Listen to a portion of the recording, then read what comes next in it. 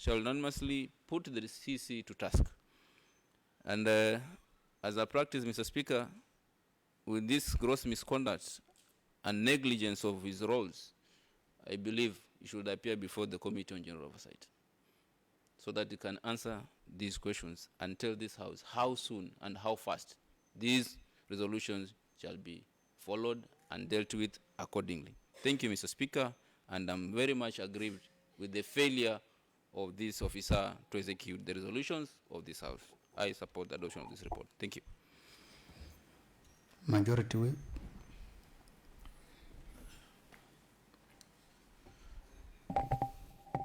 Asante Speaker kwa kunipea nafasi hii, ikiwa ni ya mwisho wa kufunga mwaka hadi mwaka ujao.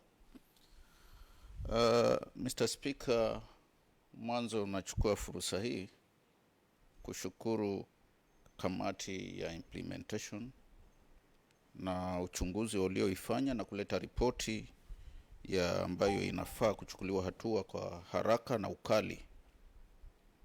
Ni masikitiko makubwa, Mheshimiwa Speaker, kwa kaunti yetu hii ya Kilifi ambayo tunaienzi na tunataka kuifanyia kazi katika juhudi za kuona watu wetu wanapata matumaini kupitia kwa viongozi waliowachagua. Jaribuni, Mheshimiwa Speaker, ni sehemu ambayo iko ndani ya Kilifi County katika taifa letu tukufu la Kenya. Na yale ambayo tunayakuta katika sehemu kama hiyo si hapo peke yake. Hao wawekezaji ambao tumesema ya kwamba wawe ndani ya gatuzi letu la Kilifi ili kutuendelezea maisha, wamekuwa ni hatari, na tena wana mchango mkubwa sana wa jamii zetu kudhoofika kimaisha, wao wasijali. Mheshimiwa Speaker, nasimama hapa nikisema ya kwamba liwe liwalo, Kilifi kwanza. Mwana Kilifi atambulike, apewe haki kama vile wananchi wengine ambao wanastahili kupewa haki. Jaribuni imekuwa katika historia. Kila wakati hata ardhi ya Jaribuni haipandi hadhi kwa sababu ya haya mambo ya mitambo ambayo inaelekea kule ya kwenda kutusagia kokoto na vitu vingine ambavyo tunavitumia kwa ujenzi. Ni aibu Mheshimiwa wa Jaribuni aliposimama wakati ule wa kwanza, wakati kamati imeenda kuzunguka kule kutafuta ni kipi ambacho kinaathiri wakazi wa Jaribuni. Nilisikia kudondokwa na machozi kwamba wengine wana juhudi za kuingia katika ndoa, lakini matunda ya ndoa yanaathiriwa na wenye mitambo upande ule. Hii ni masikitiko kwa sababu katika hali hiyo kizazi kule pia kinatarajiwa. Na kama mitambo ile ilienda kule kimpango ili uavyaji wa mimba uonekane pasipokuwa na sababu za mwingine ameshiriki, basi wanafanya kazi nzuri kiupande wao. Lakini sisi kama wakazi wa Kilifi ni tendo ambalo tunalilani, na madamu utafiti umefanywa na ukaonekana kwamba hawastahili, ninakemea maofisa walio nyanjani katika gatuzi letu la Kilifi ambao tunasema wafanye kazi kwa umakini ili kuona kama ni mtambo unastahili kuwa mahali, uwe mahali kwa taratibu ambazo zitakuwa zimeangaliwa na kukabiliwa kisawasawa, ili wakipewa license isiwe ni kama ambao tumehongwa. Ni aibu, Mheshimiwa ameongea hapa.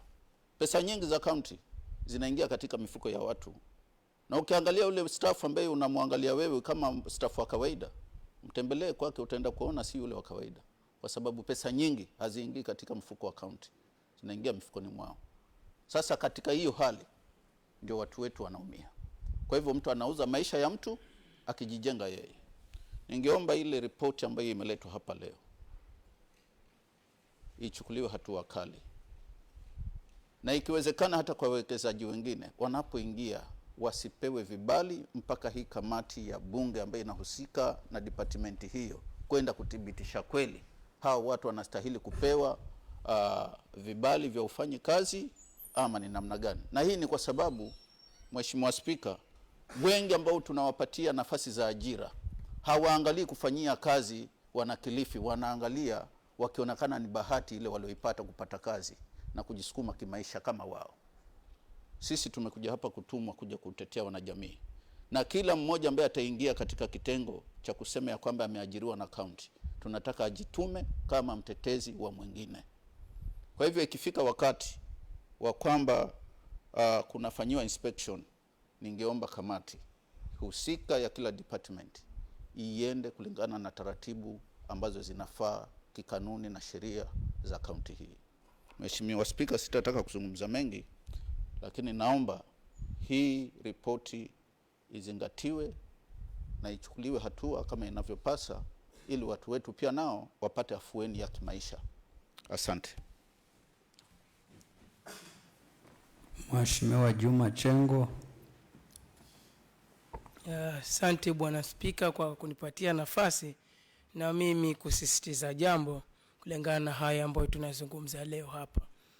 Mheshimiwa Spika, maneno ambayo yamezungumzwa na Mheshimiwa Peter Safari Shehe na wale wengine ni ya ukweli. Mheshimiwa Peter Safari Shehe, pale kabla hatujakutana hapa bungeni, tulikutana kule nyuma, alikuwa mbunge wa Ganze na mimi nilikuwa nikifanya kazi hizo kule Ganze. Kwa kweli ninakona nakala kadhaa, ilikuwa ni hali ya kutatanisha. Sasa mimi nafanya kazi za kuchimba ama kazi za ubunge. Asante Spika kwa kuweza kutaka kuchanganuliwa zaidi. Mimi ni mwanahabari na nilikuwa na nakala tofauti. Nilikuwa nikienda nikikita mizizi kule na kupeana taarifa ambazo zilikuwa ni za kuhakikisha watu wetu ama watu wa Ganze wanasaidika. Si Ganze peke yake, kama vile vilivyozungumzwa, ni maeneo mengi ambayo kulingana na sheria zile za awali walikuwa hawazifuatilii. Lakini mimi nashukuru kamati ya utekelezaji, nina imani nayo sana kwamba hatutakuwa tunaongea maneno hapa bungeni peke yake, lakini mwaka ujao inshallah itakuwa ni vitendo, ili bunge hili zile sheria ambazo zinazitekeleza zinakuwa zinaambatana na zile sheria za masuala hayo za mwaka wa 2016 mambo ya michimba migodi. Kwa hivyo mimi pia ninaunga mkono wale kamati. Nina imani kwamba utekelezaji huu ama kamati hii ya bunge hili letu hapa itakuwa tofauti kabisa na vile ambavyo wanafanya kazi, kinyume na wale maafisa wengine waliotutangulia. Na mimi ninaunga mkono kwa kikamilifu kabisa kwamba hii ikipita na mwaka ujao watu ama jamii ya Kilifi County itakuwa na imani na sisi, kwa sababu tutakuwa tumeonyesha mwangaza. Mbali na hii kamati hii na utekelezaji, kuna zile ambazo zimezungumzwa hapa kwamba tumezipitisha. Tunataka tuone sisi mwanzo ikifanyika. Mimi nimekuja hapa tuhakikishe hii mambo inafanyika. Kwa hivyo mimi ninaunga mkono na nitasimama kidete ili tuhakikishe utekelezaji wa sharia ambao tumepatiwa na jamii yetu inatekelezeka kisawa sawa. Ninaunga mkono Bwana Spika. Asante sana. Honorable Faith Jane Care. Thank you, Mr. Speaker, for this good afternoon. I first want to thank the Lord for the gift of life for all of us. I want to make my submissions as far as this Jaribun issue is concerned. First, I'm supporting the resolutions which were made by the Committee of Implementation. Mr. Speaker, those women at Jaribuni who are dying are our fellow women. Those men who are dying, they are our people in Kilifi. The children who their lives are being cut short, they are our children. The women who are aborting their pregnancies in Jaribuni, they are our fellow women. Why should something like that happen? I'm feeling it. I'm feeling it from deep down my heart. Why should these people, at the expense of our people who are our Kilifians, die because we are granting permits to the companies who are not complying to the rules of safety and regulations in our county? Mr. Speaker, I once visited that Jaribuni place. The condition is very bad. The environment is not conducive for even a small child. The first time, the area MCA said even he's not sure if he's going to reach 2027 if he stays in that place due to the dust which is emitted by the quarries in that place. Why am I saying this? Those people have the right to live in a good environment. The companies which are given licenses to operate, why should they find it not good to comply even with the regulations which are supposed to be done? Mr. Speaker, it is a touching issue if we see our women are dying without, our children are dying, our men are dying who are our husbands, our children, the leadership of that place is being, how do I say it? It is suppressed or it is diminished because of the interest of few people. Yes, they are giving us employment. We are interested with even those works because our boys are there, some people are there. We are getting employment from them.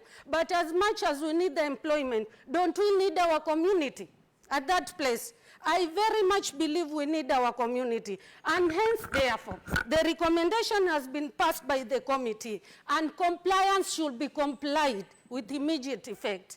Because the place at that place is sorry. It is in a sorry state in which we cannot sit here and wait.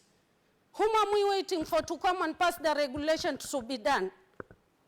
Who else will represent those people who are outside there? They are suffering. And those people, they depend on this house to fight their case, like as we are doing now.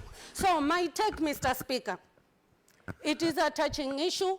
As much as we need the contractors, we need the investors, but we want even the investors to comply to the condition, the rules and regulation, to the CSR which they are not meeting, to everything which they are supposed to do even before they are granted another permits. And as I've said, this issue is pushing me to somewhere else, but let me leave it at that. Thank you for this time. Member for Jilore. Asante Hamisi Bwana Spika Jambo, kwa kunipa nafasi na mimi niweze kutoa changizo yangu. Kwa hakika Bwana Spika, jamii ya Jaribuni inateseka.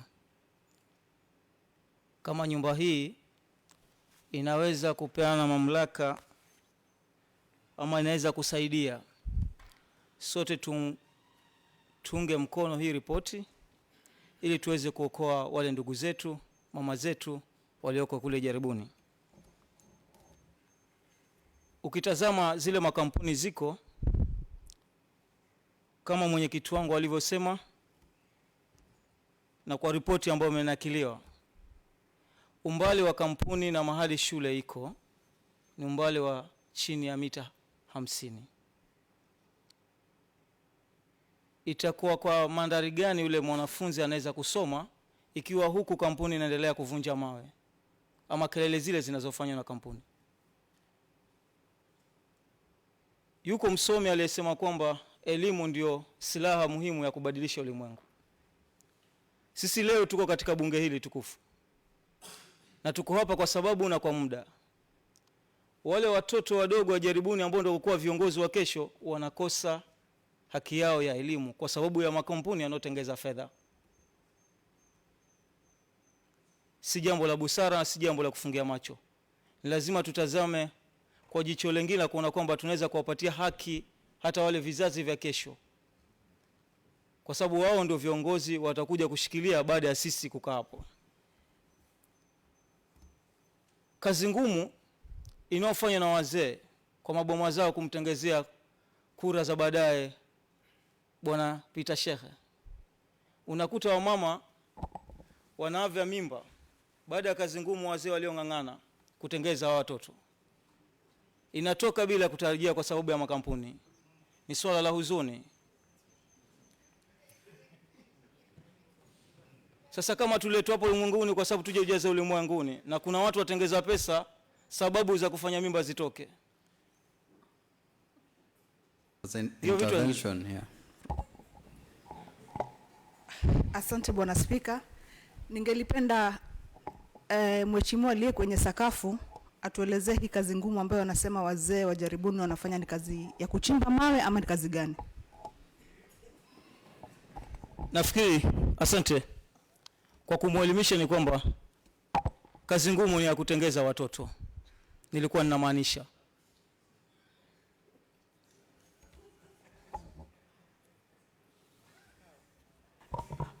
Honorable Shea also wants to make an intervention. Thank you very much. Honorable Speaker. Speaker, I have a very practical example that I would like to share with my honorable members. But then it is a point of information. Do you want to be informed? No. Okay. Sorry, Honorable Shea. He is not willing to be informed. Okay, just take your seat. Nafikiri ngeniacha nikamaliza. Endelea mheshimiwa Jambo. Asante. Nikiongezea ni kwamba tunahitaji ya kusaidia ile jamii. Ukiangalia kama mto Nzovuni, chemichemi za maji na unajofahamu kwamba binadamu ni maji na maji ni uhai.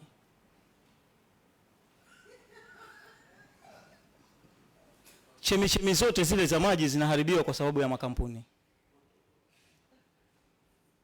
Kuna muhimu wa kwamba zile nyuto ama ile mito ambayo iko kule ambayo inasaidia wale jamii kuweza kupata maji kwa sababu ya makampuni ambayo yako pale tuweze kusimamisha ili jamii nayo waweze kupata maji ambayo yako kule waweze kusaidika.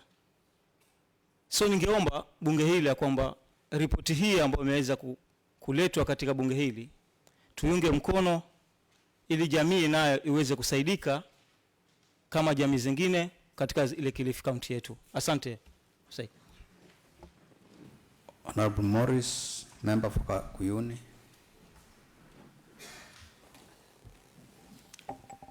Asante sana Mheshimiwa Spika kwa kunipatia hii nafasi. Pia nimshukuru Mwenyezi Mungu kwa kunipatia nafasi ya kusimama nikiwa mzima na uhai. Kwanza kabisa nataka nichukue nafasi hii kuipongeza kamati kwa kazi nzuri ambayo imefanya juu ya swala hili la machimbo kule Jaribuni. Mheshimiwa Spika, ni aibu sana na ni huzuni kwa muda wa wiki mbili ama wiki moja imepita mpaka sasa hivi tulikuwa tukijadili jinsi kaunti yetu ilivyovamiwa na wakora ambao wanaibia kaunti wa yale mashirika ya Narig na mambo mengi ambayo ilikuwa tunajadili kwa hii wiki na wiki iliyopita ni kuhusu watu kuiba tu. Hakuna mpango mwingine ambao tulikuwa tunazungumzia, ni watu wanaiba, kuficha mustakabadhi, kupoteza wazioni. Yani hilo ndio lilikuwa swala kwa mpaka sasa hivi. Sasa limezidi na lingine, wakora wako wanaoibia county na pia wauaji. Mheshimiwa Spika, ili si swala la kuchekesha. Mheshimiwa Spika, ni huzuni sana na ni huzuni kubwa sana ikiwa imewekwa sheria na ikaambiwa hayo mashirika yafungwe kwa sababu ya kudhuru maisha ya wananchi, lakini yanaendelea tu. Ni nani mwenye huo uwezo ambaye anaweza kupingana na sheria na kuendeleza hayo mashirika ambayo yanahusika na mambo ya machimbo yaendelee? Na hii county ina serikali ya county ambayo tunaiamini, na pia pengine kama imeshindwa iko serikali ya kitaifa, lakini machimbo yanaendelea, watu wanaumia, watu wanakufa, na hilo halionekani. Inaonekana ni fedha ingie ili kwamba mambo fulani yaendelee. Yataendelea vipi na yatakuwa yanamfanyia nani hayo maendeleo ikiwa wananchi wanakufa? Mheshimiwa Spika, mahali imefikia sasa hivi, mbali na waziri kupatiwa hiyo ripoti, na hakuna ripoti yote ambayo inafanyika ya maana, ni maoni tu, japo ripoti ni nzuri, lakini tusimame kama bunge, tuende hapo jaribuni kwa hayo makampuni yote kama wabunge wa kaunti ya Kilifi, na kuweza kuyafunga sisi. Kama watatupeleka jela baadaye, lakini tujulikane kwamba tunatetea watu wetu. Manake kama hawawezi kufuata sheria kwa sababu ziko kwa makaratasi, tuende wenyewe tukaambie tumesema hivi na hii mambo lazima isimame. La sivyo wananchi wanaumia, na tutaongea hapa, kuna wakubwa wataenda huko, wataambia kila kitu iko sawa, watu endeleeni na kazi, kwa sababu kuna mambo wanapata wenyewe huko. Ni huzuni kubwa, ni aibu kuona kwamba watu wanakufa, watu wanaangalia biashara kuliko maisha ya wananchi. Nasema kwa maoni yangu, nashukuru kwa hiyo ripoti, lakini pia tupange kama bunge tena ikiwezekana wiki ijayo kuweza kufunga hizo kampuni zote, kwa sababu maisha ni muhimu kuliko jambo lingine lolote. Alafu tuweze kujua kwamba tumesimamisha sisi wenyewe, manake ndio ambao tumetunga sheria ya kusimamisha hayo machimbo huko. Nataka niambie ile familia iliyopoteza na huyo mtoto, iwe pole na Mwenyezi Mungu aifariji. Niwatakieni tu kila laheri katika muhula huu ambao tunaenda wa mapumziko marefu. Naomba turudi hapa salama tukiwa hatuna majeraha, kwa sababu tulipoenda kule bonde la Ufa, Mheshimiwa Spika, kulikuwa kuna majeraha ndani ya viwanja na nje ya viwanja, lakini hata hivyo tulirudi salama. Tuonane Mwenyezi Mungu akipenda. Asanteni sana. Honorable Mkumbi. Asante Mr. Speaker kwa kunipa fursa hii tena. Hili swala la jaribuni, Bwana Speaker, mimi nikiwa mmoja wa wale wanakamati wa utekelezaji ambaye pia niliambatana na hiyo kamati na kuangalia ile hali halisi ya jaribuni. Jaribuni kunatolewa rasilimali nyingi sana ambayo inapeana pesa nyingi ukiangalia, lakini ukiangalia maisha ya watu wa jaribuni na ile pesa ambayo inatoka jaribuni havilingani, Mr. Speaker. Ni mambo ya kusikitisha sana na ni mambo ya kuumiza moyo. Kitu kingine ambacho nataka kuzungumza, Bwana Speaker, ni hii tabia ya kuwa committee inayohusika imepeana recommendation na haifuatwi na mtu. Hili ni jambo la kuudhi sana.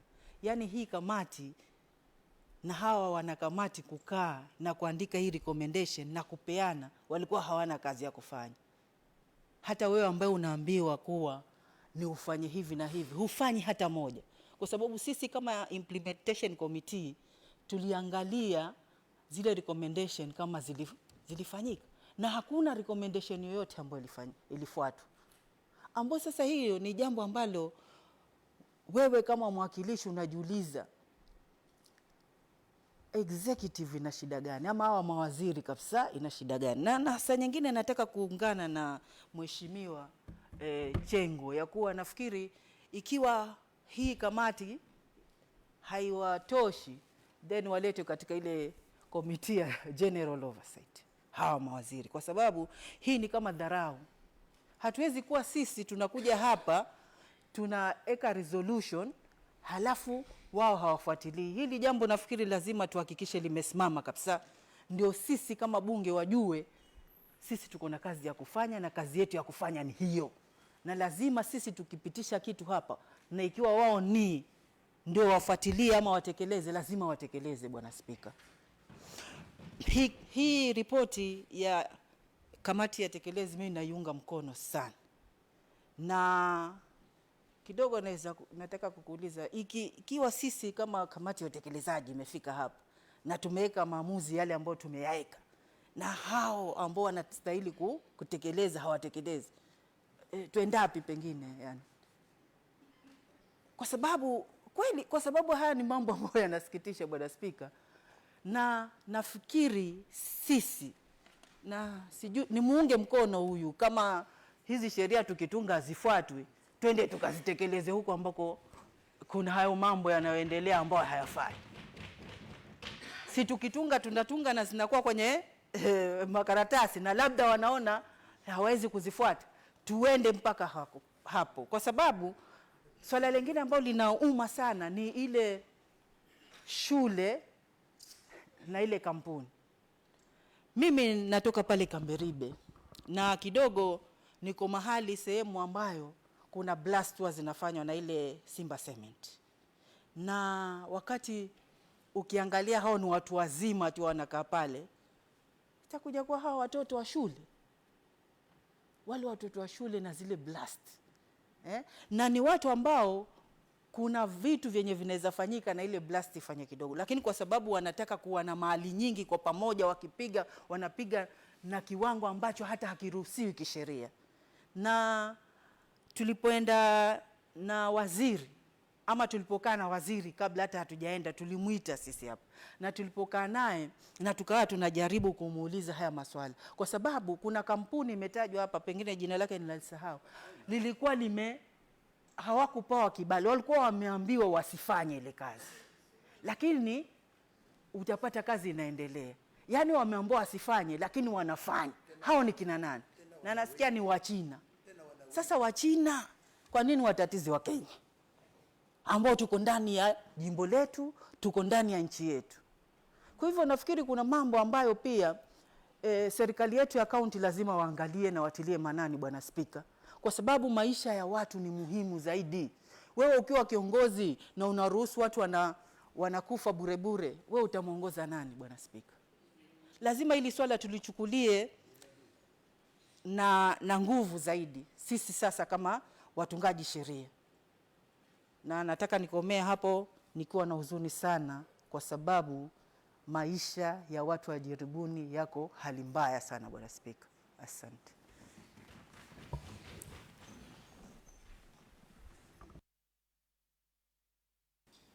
Mheshimiwa Mkumbe anauliza kama haikutimizwa tafanyaje. Biblia inasema asiyefanya kazi asile. Kama hutakula unafanyikaje? Unakufa. Kwa hivyo kama hawakutimiza, nyingine ni impeachment. Ndio imebakia, kwa sababu resolutions zote kamati hata ikiweka nani mpaka ipitishwe kwa bunge. Ikipitishwa kwa bunge huwa ni jukumu la waziri muhusika atimize. Kama hakutimiza, ndio imewekwa hii kamati iwe inaenda kufuatilia yale maamuzi tulifanya kama bunge.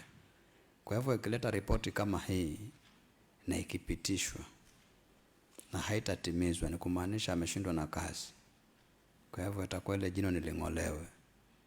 Ndivyo inakaa kisheria, na iko vizuri imeandikwa kwa wino ambao ni mzito zaidi. Kwa hivyo haina haja ya kuuliziwa. Labda pengine wale hawakuwa wanafahamu kwamba lazima wafanye hivyo. Kwa hivyo mambo mengi huwa yanaharibika, kwa sababu nafikiri umemsikia Mheshimiwa Chengo Atezo akisema kwamba kwa mara ya kwanza toka awe hapa, ambao sasa ni mwaka wake wa 7, ameona hii kamati ikifanya kazi. Kwa hivyo hii kamati kama haifanyi kazi, ndio itakuwa uamuzi wa bunge utakuwa hawezi kutekelezwa. Lakini hii kamati kazi yake ni kufuatilia zile kamati zote. Ule uamuzi ambao unaletwa hapa bungeni, kama utafanywa marekebisho ama ukritimba alafu upitishwe, wanatakana wafuatilie, je, kama iliambiwa ndani ya miezi 3 nazifanye kazi, imefanya kazi, imefanyiwa yale ambayo bunge liamua. Kama uamuzi haukufanywa, wanaleta ripoti kama vile wameleta leo. Ikimaliza na mneo, hakuna haja tena kupelekwa sehemu nyingine. Ile inaofuatilia sasa ni kumaanisha sikio la kufa alihitaji nini, na maliziana hapo. Kwa hivyo hakuna haja ya kuuliza swali kama hilo. Swali tuko nalo sisi, kwa sababu sisi ndio macho ya wale ambao walituchagua tuje hapa, si ndio? Kwa hivyo sisi ndo kuamua kama imeshindikana hawezi fanya kazi. Kwa hivyo hii kamati ina jukumu kubwa zaidi. Ndio inaweza fanya Kilifi ende mbele ama isiende mbele. Kwa sababu kazi yao ni kufuata nyuma yale ambayo umeamua hapa. Kwa hivyo sikusema ai tu muende nyumbani.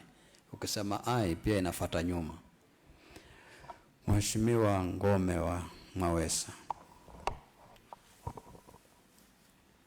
Thank you, Mr. Speaker, sir, for this opportunity. My submission is based on the issue of an attended county assembly resolution. Mr. Speaker, it has become a tendency of the executive, sir, Mr. Speaker. Finally, Mr. Speaker, there is a certain philosopher who said, justice delayed is justice denied. The executive should take things seriously, Mr. Speaker. Otherwise, this House will lose meaning. For that few remarks, I support the adoption. Thank you. Honorable Brown, Mtepeni member. Asante sana Mr. Speaker kwa muda huu ambao umenipatia. Ikiwa nashukuru Mungu ni buheri wa afya siku ya leo. Mimi Bwana Speaker, katika ripoti hii ya jaribuni ni ripoti ambayo imenipatia mshangao mkubwa kwamba Kilifi yetu inaelekea wapi. Kwa sababu huwezi kuweka moja na hiyo moja ambayo umeiweka mwingine anaondoa hiyo moja. Tutabaki na nini? Hapo hakuna kazi ambayo inafanyika. Nakubaliana na resolutions ama na mazungumzo uliyozungumza Bwana Speaker kwamba kazi iliyobaki ni sisi tusimame kidete.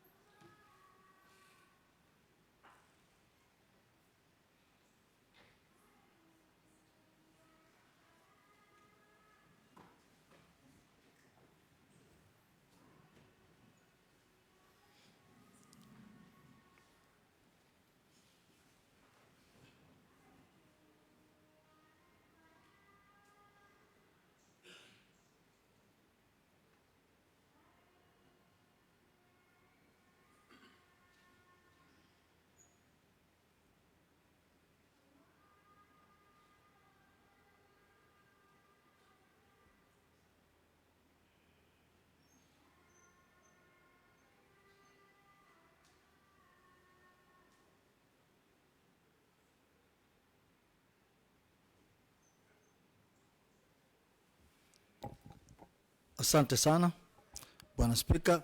Sasa mimi la kwangu lilikuwa naomba nizungumze ndani ya nyumba hii masuala matatu. Swala la kwanza ni lazima tusimame kidete, tuondoe huu ubepari. Bwana Speaker, kuna ubepari ambao mara nyingi hausikii dawa. Na hapa tukiwa hapa bunge kama sisi ni wanasheria, huu ubepari tuna uwezo wa kumaliza. Kama vile ulivyozungumza. Haiwezekani kwamba ndani ya bunge kila kitu kiko dhahiri, watu wanaangamia, watu wanapata shida, watoto wanaangamia, afya inazorota, lakini sisi tuko hapa tu na kuangalia na mambo yanaendelea hivi hivi. Hiyo haiwezekani. Na tukisema kwa kauli moja kwamba hii haiwezekani, tutaweza kutimiza masuala ya wana Kilifi. Bwana Speaker, mimi nahuzunika wiki nzima sija kuja bunge. Masuala ni hali kadhalika. Watu wanajenga kiholela holela pasipo na sheria. Mahali kwa mfuo wa maji mtu anajenga kampuni. Wananchi wa mahali waliko maji yanatoroka yanafuata wananchi mahali ambapo siko. Tunaelekea wapi? Ndio swali langu lilikuwa nimeanzia. Sisi tunaelekea wapi? Majibu ya masuala haya tuko nayo sisi sisi wabunge ambao tulichaguliwa hapa Kilifi. Jambo lingine ambalo nataka tulizungumzie, Bwana Spika, sisi kama wanasheria ambao tuko hapa, ni lazima tuhakikishe kwamba utekelezaji ufanywe pasipo zembe. Maofisa ambao ni wazembe kwa kazi wanazembea, tunahakikisha kwamba tunawaondoa. Na tukifanya mmoja tu, kwa mfano, wengine wote watakuwa wamelainika. Ni kweli sisi tunahitaji makazi, maana nchi yetu, yule mwana kampuni akija anaajiri watu, wanapata kazi, pia tunapata pesa za nchi, lakini tukiangalia wanaofaidika ni wachache. Je, sisi tuko hapa la kufanya ni nini? Naomba tuhakikishe kwamba jinsi bunge hili lilivyoamka, na ninajua kabisa uwezo tuko nao, tuhakikishe kwamba tuna usimamizi wa kisawasawa. Mimi sina mengi, yangu ni kuwatakieni sikukuu njema yenye heri na baraka, na mwaka mpya wa fanaka, mpaka mwakani tena tuonane kama tulivyo. Asanteni sana. Dr. Zero from Mwanamwinga, your friends normal notifies me that you are an expert in minor operations.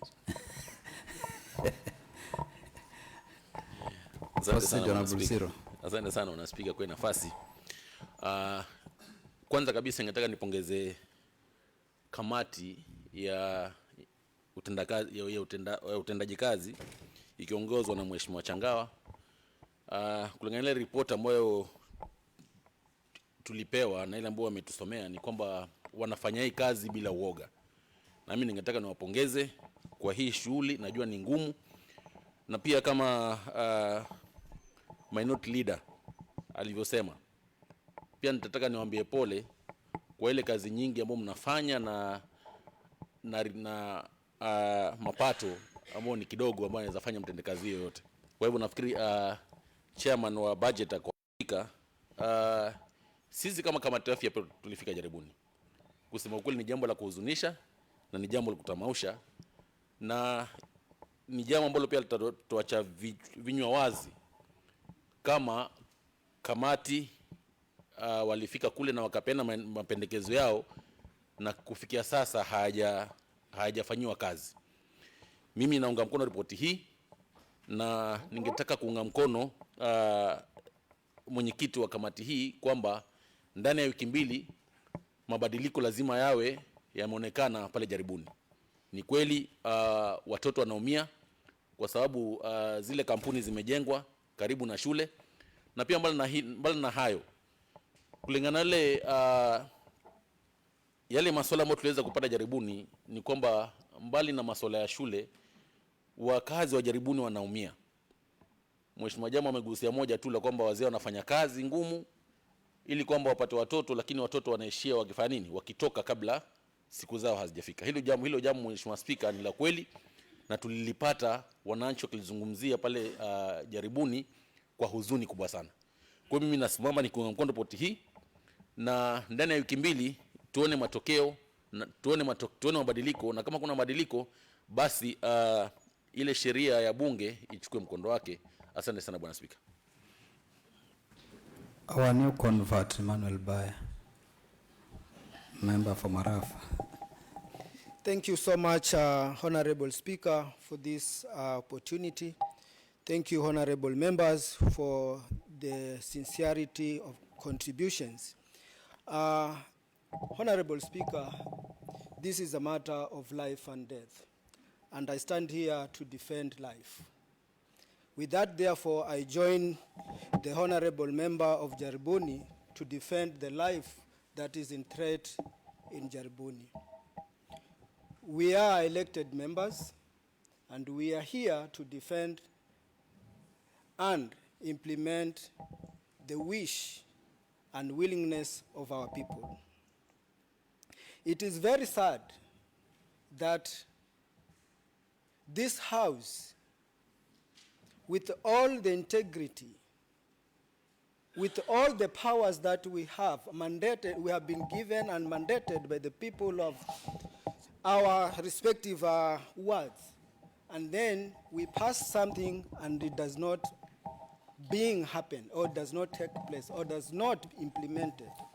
Honorable Chair for the implementation has done a wonderful job for defending and also trying to bring to attention of this House that something is happening and life is at threat. Environmental issues, if are not well taken care of, they are like cancer. And if we will engage in business of corruption with matters of life, I think we are not supposed to be here. We are not supposed to be here. And I come back to you, Honorable Speaker, as you have said, if these matters we have passed are not being taken seriously, the main step that members of this House has to take is to bring on board the CECM responsible or in charge of this department to be here. And I think this will be the next step. This should be the next step, Honorable Speaker. We will, and I will not, and I repeat, I will not stand to see this impunity happening while I'm in this House. I will join my friends. I will join my honorable members. I will join the people of Jaribuni to make sure that this should not persist. It brings me a lot of emotions because I am a husband of a wife. I am a father of daughters and sons. And I know and I feel the same with the people of Jaribuni. It's not something that we should take it merely. No.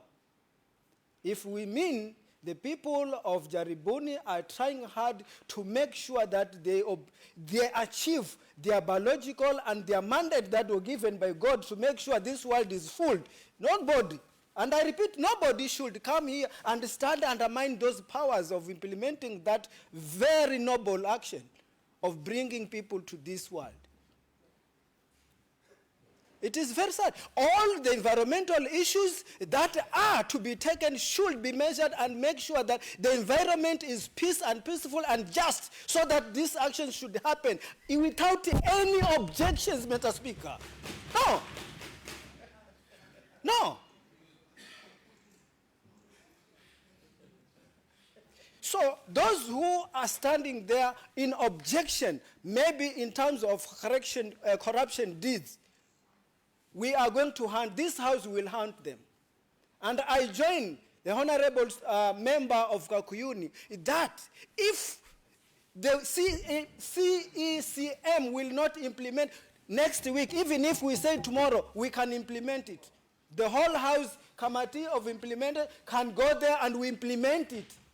How dare that a child whom is the future is not getting the proper environment to achieve all his dreams in terms of education? No. And yet we are here. If that will continue, this House, all members should resign. If this will not be implemented, then this House, all members should resign. And if we are not resigning because we are going to take force, we will come and we will go there. And they will know we are there. And the world will know we are there. So let the correct steps be taken so that this issue be taken either peacefully or forcefully. I don't mind which way it may take, but it should be implemented. Thank you so much, Honorable Speaker, for this opportunity, and I stand again to recommend and or commend the well-done job that was done by this committee, and I think this is the way to go. And we should not whatsoever jeopardize the efforts of this committee in implementation. Thank you so much, Honorable Speaker. Honorable Morgan. Asante sana Mheshimiwa Spika kwa nafasi hii. Mimi pia nasema kuunga mkono kamati hii. Kwa sababu najaribu kufikiria kitu kimoja Mheshimiwa Spika. Kule kwetu Kamiribe tuko na kampuni moja ambayo pia iko na quarry. Ni moja peke yake. Ni mambo yanatuhangaisha hiyo kampuni. Sisi wodi ya Kamiribe na Kaloleni. Na ni wodi mbili pekee na kampuni moja peke yake. Nafikiria vile ambavyo kama sasa jaribuni kampuni zaidi ya moja kunakuwa namna gani? So ningeomba kweli hii jaribuni iko na 25. Sisi tuko na moja peke yake, Simba Cement. Na hii kampuni Mheshimiwa Spika wako pale kutengeneza pesa, lakini hawataki kujali maslahi ama maisha ya mwananchi ule wa kawaida wa Kilifi. Imagine waheshimiwa, hii kampuni wakitaka kuvunja mawe, kuna baruti anapiga. Kabla apige baruti, wanapiga kingora. Hata wakazi wa Kamiribe wahame hapa mahali kwanza, wakae kando kwa muda wa dakika 20. Kingora wakishapiga kile kingora wahame kwanza, ati baruti ipigwe kwanza ndio tena warudie makazi yao waje waendelee kukaa. Hii hali inasikitisha sana Bwana Spika. Inasikitisha sana sana sana. Na kama hii mapendekezo ingeweza kufanywa kazi huko jaribuni, ninahakika kwamba pia kule kwetu Kamiribe kampuni moja ikisikia hivi mambo mengi yatabadilika. Nimesema niko na chungu mwingi sana kwa sababu nimejaribu kusikiza, niko na kwamba ni kama vile mambo ambayo naona yanafanyika kule kwetu Kamiribe.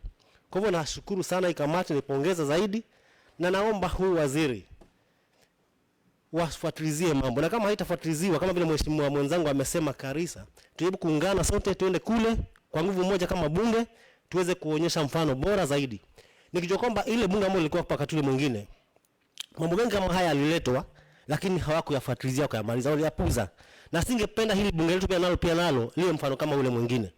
Hii kampuni ya Simba Cement shida ilianza tangu ile wakati ule miaka ya nyuma, na hili jambo likaletwa hapa pamoja zile kampuni zingine za kwari, lakini hii mambo mpaka sasa Mheshimiwa Spika kusema kweli bado inaendelea kuonyesha kwamba haikufanywa kazi. Ningeomba bunge hili tushikane, tusiwe kama ile bunge lingine, na mambo iweze kufanyika na ionekane kweli inafanyika, na mambo haya tuweze kumalizana nayo, tuweze kutetea mkazi wa Kilifi, mkazi wa Jaribuni na hata mkazi wa Kamiribe na hata kule kwingine kote. Kwa mengi machache nishukuru sana kwa nafasi na Mwenyezi Mungu awabariki sana. Asanteni sana. Waheshimiwa, msije mkafanya watu wakafikiria nyinyi mtaenda mkafunga kampuni. Uamuzi mtakaotoa hapa, kuna ofisa ambaye amempatia mamlaka na sheria inamlinda kufanya shughuli kama hizo za kufunga kwa sababu mmeamua hivyo. Na iwapo atashindwa, kawaida ni afunge virago aende nyumbani. Lakini si nyinyi mkasukumana kampuni na kuna mtu mmemtuma, na mkienda kule nawe yuko nyumbani ndo mnaenda. Kwa hivyo mjue majukumu yenu na vile hali iko, msisitize sana, because hiyo ni kama mnaenda ni kama kama wanaharakati, lakini hapa umekuja kuwakilisha. Hapo unafanya kazi tofauti ya utunzi wa sheria, na uamuzi unaoweka hapa ni muhimu zaidi. Ndio sababu unaambiwa kwamba uamuzi unaotoa wewe uko sawia na uamuzi ambao umetolewa na mahakama kuu. Kwa hivyo kama uamuzi ambao umeutoa ambao uko sawia na mahakama kuu na usitimizwe, uende ukashike mtu ufunge wewe, si hata mahakama ikisema afungwe unafungwa. Askari atakuja kuchukua, maana mahakama imesema ushikwe uwekwe ndani. Kwa hivyo ule uamuzi mnatoa ni kama haukutimizwa. Yule afisa ambaye anahusika anabeba jukumu. Kwa hivyo haizi itwa hapa, kwa sababu hatuwezi muita na barua ya kusema tumekuja kukuita tukuulize kwani tusikufute kazi. Huwa ni ameshindwa na majukumu yake, kwa hivyo anafunga virago aende kwao. Kwa hivyo inakuja hapa inakuwa ni hoja ya kutokuwa na imani na yeye, ama hoja ya kumngoa mamlaka kwa sababu ameshindwa kutimiza. Ndivyo sheria inavyosema, lakini haisemi nyinyi mtoe uamuzi, halafu mfuatilie. Kamati ya kufuatilia ifuatilie, ikileta hapa, ikitoa tena uamuzi, nyinyi tena mchukue tena bakora na majembe, panga kwenda kufunga. Sasa itakuwa hakuna haja hata ije hapa, mngekuwa mbaki kule nje mkatimiza hayo. Lakini kwa hivyo mmekuja hapa mjue mnafanya jambo ambalo ni zito zaidi. Kwa hivyo msiwe na hofu, lakini mjue uamuzi mtakaotoa hapa kwa mara ya kwanza utakuwa ni mzito zaidi. Kwa sababu mlitoa mzito ukadhihakiwa. Huu mwingine hawezi kudhihakiwa. Ni atimize ama apishe. Mwingine achukue jukumu atimize. Yeye awe yuko nyumbani. Mheshimiwa Elina Mapenzi. Asante Mheshimiwa Spika. Kwanza kabisa nishukuru Mwenyezi Mungu kwa kutupa uhai. Tuko wazima, tunafunga bunge salama. Sipokuwa tu ndugu yetu Mheshimiwa Zia ambaye hasikii vizuri, lakini Mungu pia naye atamshushia uponyaji pale na atainuka. Manake tumekuwa na safari za hapa na pale, wengine tumeenda Ulaya tumerudi salama, wengine tumeenda Dubai tumerudi salama. Ni kumshukuru Mungu tu kwa rehema za safari. Sasa Mheshimiwa Spika, mimi ninasimama kwa swala hili la jaribuni ambalo tunalijadili kwa sasa. Kwanza nataka kusema inahuzunisha kwamba hivi leo tunajadili swala la jaribuni kwa mara ya pili. Kamati ya mazingira, maji na hali kadhalika ili shughulikia swala hili nikiwa naibu wa mwenyekiti. Tulikuwa na ziara kule jaribuni, tukakalisha wananchi ambao tunawakilisha, wakatuelezea shida zao, tukakaa kama kamati, bunge katumia fedha, tukaenda andika ripoti na tukaja na mapendekezo. Inahuzunisha kwamba mapendekezo yale hayakutekelezwa. Kwa mara ya pili tena bunge ikatumia pesa kupeleka kamati ya pili ya utekelezaji kwa sababu ya utepetevu wa afisa ambaye tulimweka pale kufuatilia masuala yanayopitishwa hapa yatekelezwe, haikufanyika. Tena bunge imetoa fedha zake tena kwa mara ya pili kupeleka waheshimiwa jaribuni kushughulikia swala hilo moja. Kwangu mimi ninaona ni madharau makubwa kwa hili bunge, na hii kazi yetu ni kama haitambuliki. Manake kama tulichagua maafisa ambao tunashirikiana, sisi tukisema tukipitisha na kule upande mwingine watekeleze, lakini upande ule kumelegea. Nafikiri nimefikia wakati sasa, Mheshimiwa Changawa, utuletee afisa huyu ambaye kila tunapopitisha hapa mapendekezo yeye amelegea, hakikisha yale mambo yamefuatiliwa. Utuletee kwa hiyo whole house committee, atuelezee ni nini kinajiri, ni nini kinamzuia kutekeleza yale ambayo bunge limepitisha mahali hapa. Na baada ya pale tutajua ni hatua gani tutazifuata anapotujibu ule afisa. Tukirudi tu kutoka hiyo recess, huyo afisa aletwe hapa. Atueleze ni nini kinamfanya mambo haya hayajatekelezwa. Atupe yale yote, vile vizuizi ambavyo vote vinamzuia. Maana sisi lengo letu ni mapendekezo ya bunge yafuatilizwe, na tuko hapa kuwakilisha wale wengi ambao hawajaweza kufika mahali hapa. Itakuwa ni huzuni ikiwa wanaumia huko chini na sisi tunakuja hapa tunashughulika, ila kuna mmoja anatuvuta nyuma katika jitihada zetu. Nashukuru vile waheshimiwa wamekuja na mwamko mpya. Ile safari ya Dubai, Mheshimiwa Spika, imekuwa nzuri sana. Manake kiongozi wa chairman wa budget, naona sasa mambo si mabaya, mkali sana. Nataka tuende kule haraka sana, lakini tutafuata sheria. Tutafuata ile sheria vile natuelekeza, na hatimaye tutapata jibu la swala la jaribuni. Asante Mheshimiwa Spika. Honorable Biria Jonathan. Asante Mheshimiwa. Honorable Rafiki. Purpose of record, mimi ni Mheshimiwa Rafiki. Nimekuja kuchelewa, natumia kadi ya Mheshimiwa Biri. Proceed. Asante. Mheshimiwa Spika, mimi ni mwanakamati wa kamati ya implementation. Na niliajaliwa siku moja kuenda kule jaribuni. Lakini hali ambayo inaendelea kule, hata si utepetefu peke yake maafisa, ni dhambi yani. Kuna kiwanda nilienda kukiona, mimi sikijui jina, lakini mita 50 mbali na kile kiwanda kuna shule primary school. Nilipofika pale tuliona watoto kidogo wanacheza hivi, lakini lile vumbi vile linavyokuja, huwezi kukaa huku kaangalia huku, ni uangalie huku, manake linakuja kwa nguvu nyingi sana. So tukatembea, baadaye mimi nikamuuliza mwalimu mmoja, kwa mfano huu upepo ukiwa mwingi mnasomesha vipi hawa watoto hapa? Kumekuwa ka fence kidogo kama bati hivi, kalevolia chini kidogo. Akanambia, mheshimiwa, hapa mahali kuna shida, hata ni Mungu atusaidie. So na mtu akifika kiwango cha kusema ni Mungu atusaidie, amepoteza imani kabisa kwa maana sapata msaada mahali popote. Na nilipofanya utafiti wangu nikaona shida kubwa ni uzembe wa maafisa wetu wa serikali ya kaunti. Kwa sababu zile kampuni zina leseni ya kibiashara, zina leseni za watu wanema na kila kitu. Kwa hivyo kuna shida, wale watu wanaumizwa na maafisa wachache sana, kuna shida kule mahali. So mimi nimesimama nikisema tuna jukumu la kutetea wale watu wetu. Na mimi najua matumaini makubwa ya wananchi ni hili bunge. Mimi sitaka hapa, Mheshimiwa Speaker, kuangalia maafisa wachache, some few senior county officers marginalizing and shackleizing our people. Makosa sana. Kwa hivyo nimesimama kuunga mkono ripoti hii, na mwisho tu niwaombee wale ambao waheshimiwa ambao the special MCAs, Mheshimiwa Speaker, ambao Mungu amewajalia kwenda safari zaidi ya 5 wenzako wameacha hapa. Mungu awasaidie waende kwenda mpaka 2027. Maana hicho kipindi kitaishi hapa, ili wengine waweze kwenda, kwa sababu sielewi yake, Mheshimiwa Speaker, sielewi.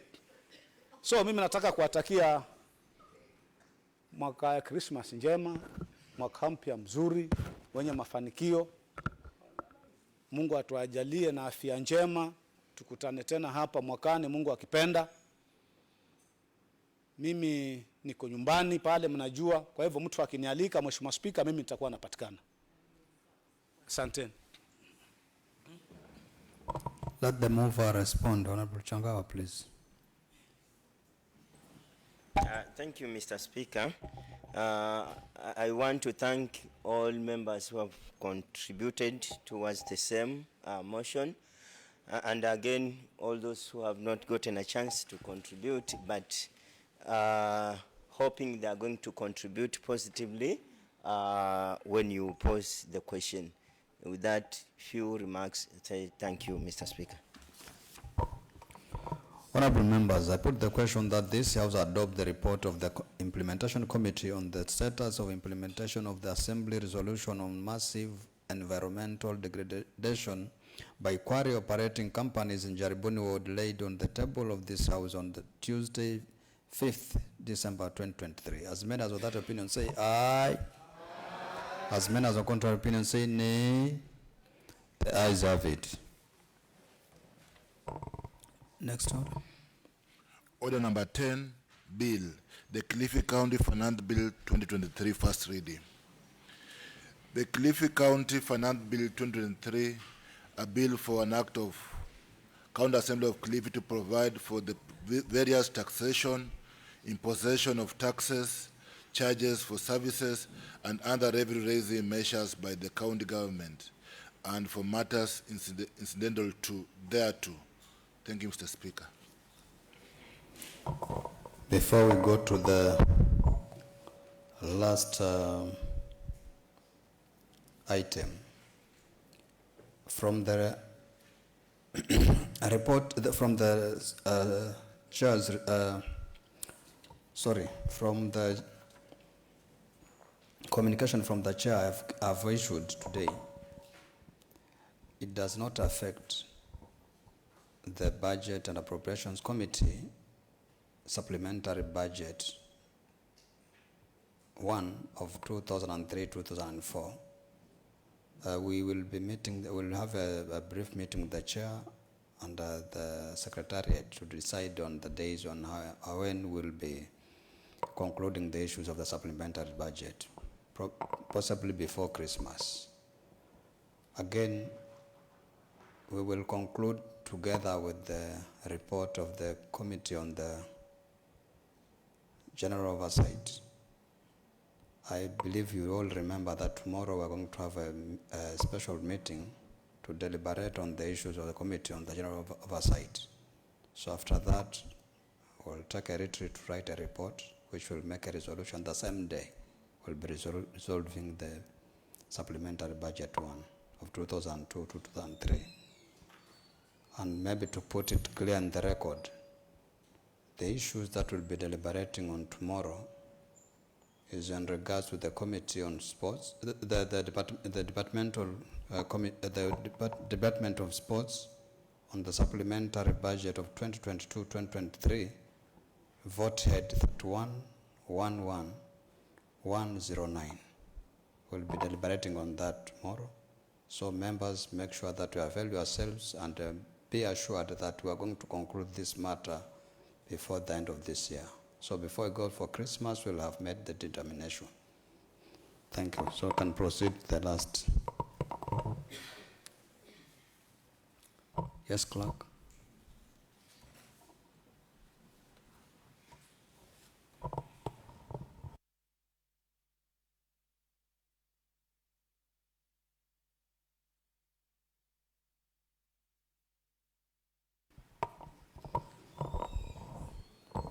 I think I have already communicated the last item, unless I read it because there is no need of voting, that pursuant to the provisions of Standing Order 25.3 relating to the calendar of the County Assembly and the resolution of the House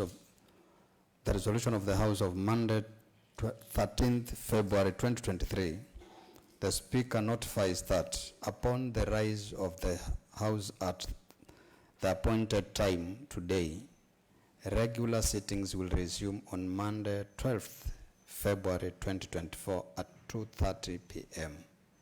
So, honorable members, I wish you all the best as we prepare for the festive season. This House now stands adjourned for the second session.